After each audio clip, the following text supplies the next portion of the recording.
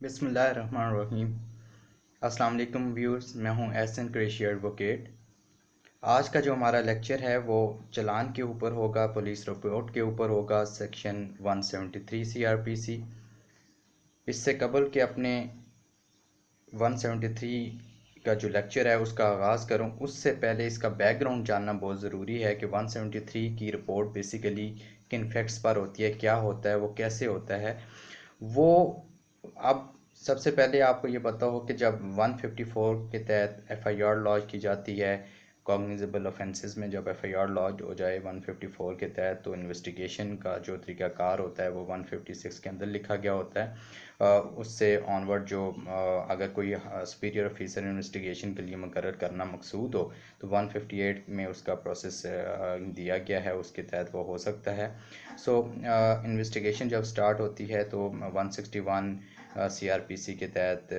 जो बयानात हैं कलमबंद किए जाते हैं विटनेसेस के, जिसको एग्जामिनेशन ऑफ द विटनेसेस कहा जाता है, उनके बयानात कलमबंद होते हैं और उसका सारा निचोड़ जो एक्सट्रैक्ट होता है इन्वेस्टिगेशन का, वो सारा चालान के अंदर, पुलिस रिपोर्ट के अंदर वो मेंशन किया जाता है। ये जो पुलिस रिपोर्ट है ये एक प्रेस्क्राइब्ड फॉर्म के ऊपर होती है, प्रोविंशियल गवर्नमेंट वो प्रेस्क्राइब्ड फॉर्म देती है। उस प्रेस्क्राइब्ड फॉर्म के 7 कॉलम होते हैं, उसके अंदर एक एक कॉलम के अंदर वो डिटेल बताते हैं कंप्लेनेंट का क्या नाम था और कौन से ऑफेंसेस, जो ऑफेंसेस क्या हैं, वो हर चीज़ उसके अंदर लिखी होती है कि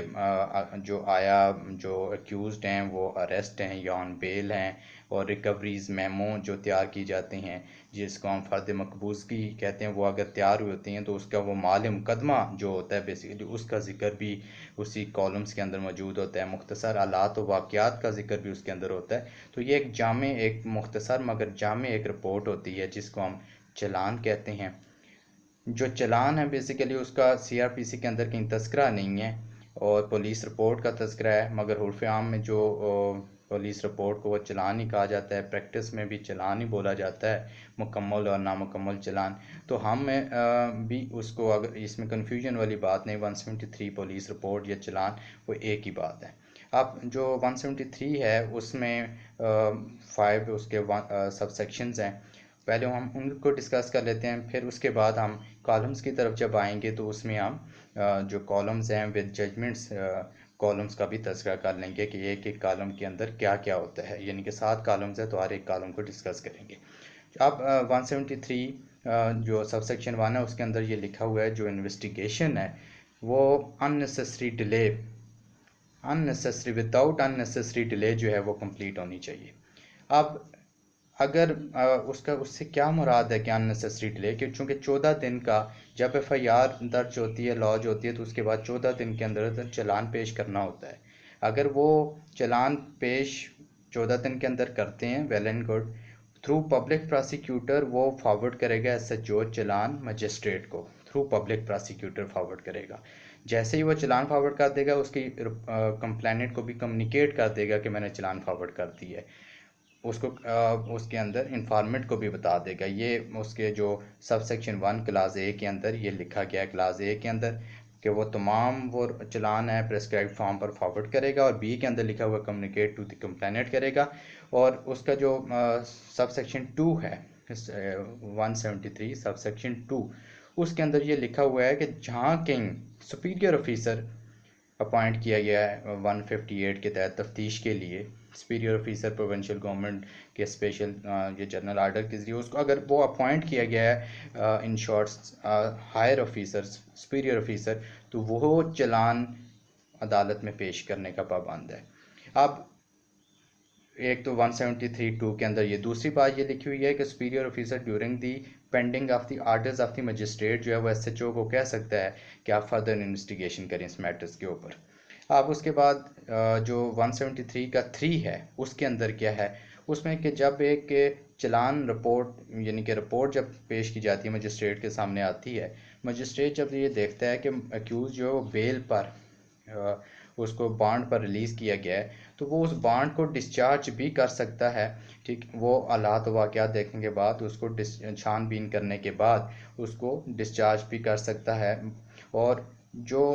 इसको को रिलेट कर लें 63 सीआरपीसी की तरह, 63 CRPC के तहत मजिस्ट्रेट जो है वो किसी एक्यूज को जो है वो डिस्चार्ज कर सकता है अगर वो ये समझे कि इसको कोई रीज़नेबल सॉलिड जो ग्राउंड है चार्ज वो नहीं हो सकता, तो वो उसमें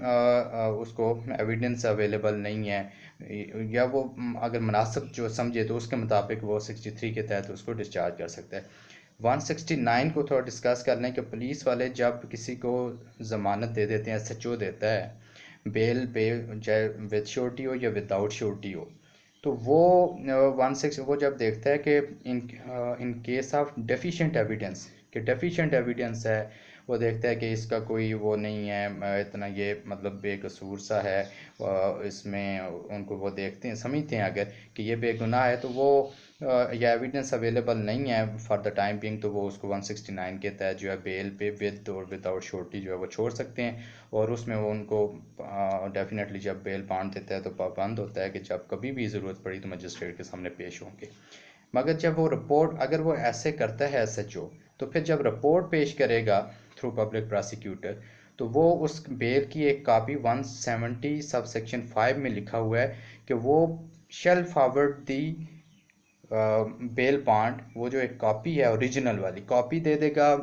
जिसने एग्जीक्यूट किया उसको, और जो ओरिजिनल है वो चालान के साथ पेश कर देगा मजिस्ट्रेट के पास। अब मजिस्ट्रेट जैसे मैंने बताया उसके बाद वो जब देखता है कि अगर बेल पे है बंदा तो वो उसको डिस्चार्ज एग्री करते हुए डिस्चार्ज कर सकता है 63 के तहत। 60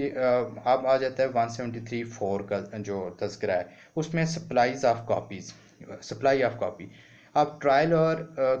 before the commencement of trial और इन इंक्वायरी और ट्रायल,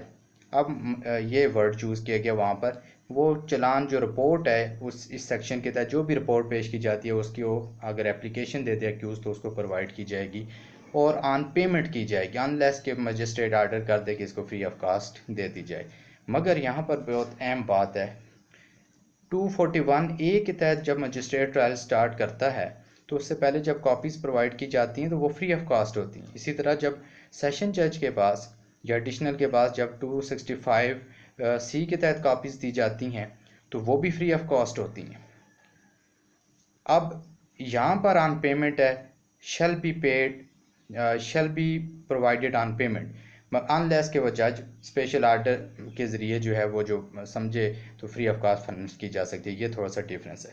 अब 173 जो सब सेक्शन 5 है उसके अंदर ये लिखा हुआ है कि जब वो चालान पेश करेगा तो साथ ही प्रोसिक्यूशन विटनेसेस भी पेश किए जाएंगे। ये भी उनकी ड्यूटी है कि उनको पेश करे, एक्सेप्ट दी पब्लिक सर्वेंट, कोई अगर गवाह उसमें है पब्लिक सर्वेंट तो उसमें एक्सेप्शन मौजूद है। सो व्यूअर्स, यहाँ तक जो सेक्शंस हैं वो तो क्लियर हो गए इसके सब सेक्शन 173 के। अब नेक्स्ट जो मेरा इसके बाद आने वाली वीडियो होगी उसके अंदर इंशाल्लाह साथ के साथ जो कॉलम्स हैं उनको विद जजमेंट डिस्कस करेंगे। आज का लेक्चर अगर आपको पसंद आया है तो इसको लाइक भी करें, सब्सक्राइब करें मेरे चैनल को, और उसके बाद दोस्तों से शेयर भी करें, और कमेंट्स बॉक्स में अपनी कीमती आरा से भी मुझे आगाह करें ताकि मेरी हौसला अफजाई भी हो और मैं अपनी इस्लाह भी कर सकूं। Thank you so much.